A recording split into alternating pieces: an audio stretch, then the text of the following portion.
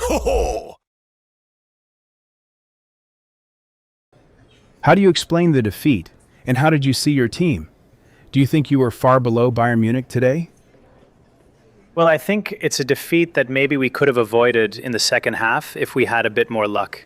It's clear we were facing a great team. We knew that. We made two mistakes, two turnovers that we had already talked about before the match and at halftime.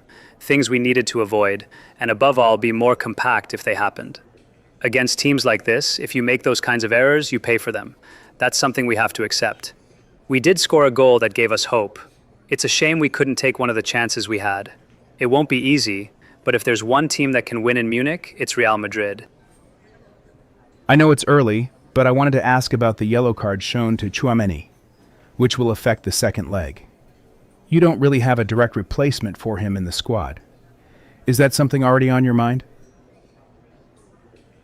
We'll have time to think about that. We have solid options. Of course, it's an important absence because of a yellow card. I don't know what the referees saw there, just like I don't understand how Mbappe's challenge didn't result in a red card. These are things you sometimes don't fully understand, but it is what it is. We'll go to Munich with what we have. You mentioned that sometimes the team needs to want the ball more. Who were you referring to? Which players need to demand the ball more? At halftime, we talked about how when you recover the ball, especially after spending 1 or 2 minutes defending and not being fresh, you need to give options to the player in possession. If you don't, you lose it again and fall back into the same cycle of constant defending. It's not easy, I told the players, because Bayern press very aggressively. But we need players to show for the ball, move, ask for it, hold it if needed, even draw fouls, and then be able to push them back, rest with possession, be aggressive, and threaten them. I think we did that better in the second half, and that was one of the keys to our improvement. You could have scored the equalizer, but Bayern could have also scored a third goal to seal the match. What do you hold on to for the second leg?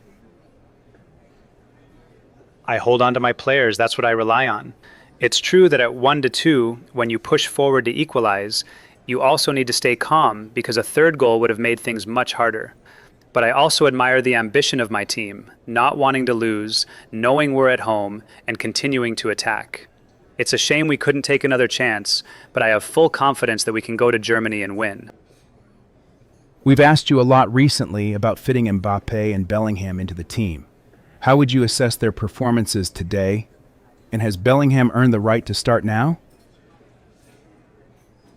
It's not about earning the right, it's about a player who has been out for a long time. It's not that I want to leave Jude Bellingham on the bench.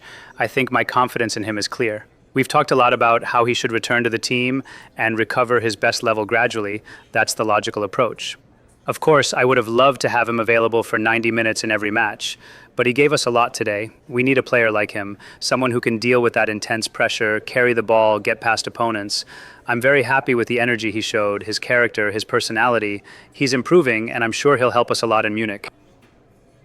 You mentioned avoiding mistakes. The goals conceded today, and also against Mallorca, came from errors. What do you attribute those mistakes to? Lack of concentration, maybe? Almost every goal comes from mistakes, 99% of them, and usually not just one, but several. As I said before, these were situations we had already discussed. When you try to build from the back in your own half and they press you, you have to be careful because you're going to lose the ball at times. The key is being ready to react, closing down quickly, not having too many players ahead of the ball, but rather behind it. Otherwise, what happened today happens. We lose the ball and don't have enough players to deal with it. So it's not just about the mistake itself, because against teams like this, you will lose possession, but about how you react to it and your positioning before losing it. If you're too open and lose the ball during build-up, you get punished. Bayern came into this match with 96 goals this season, but today it seemed like their MVP was Manuel Neuer. Do you agree? And does that give you encouragement for the second leg? The encouragement is that we showed we can hurt them, we can score against them.